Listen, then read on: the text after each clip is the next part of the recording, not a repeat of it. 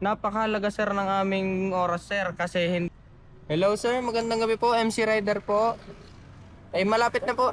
Sir, malapit na po ako. Ako po ipahintay na lang po dyan sa pick up location. Okay po, sige po sir, pababa na po ako sa truck. Sige sir, on the way na. Okay.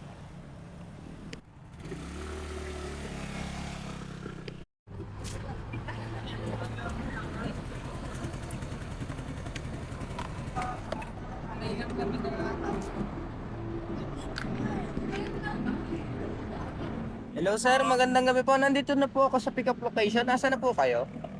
Ah? Nandito na po ako sir sa pick up location. Okay po, sige po, kahit hindi po, pababa na po, pinahit lang po. Sige po, sige po. Ay, thank you po. Okay. Baka pa isa.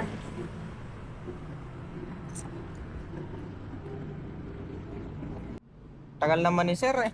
Ang tagal naman ni sir. 5 minuto na eh. Wait lang, tatawagan ko nga ulit. Hello sir, magandang gabi sir. Nasaan na po kayo sir?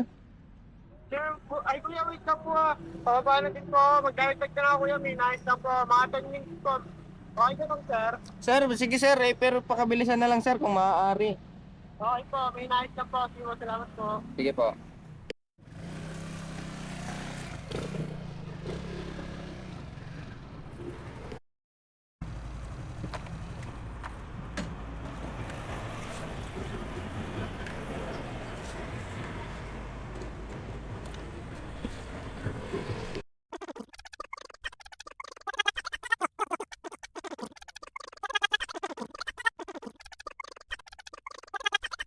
Hello sir. Sir, paano ba yun? Naka 10 minuto na.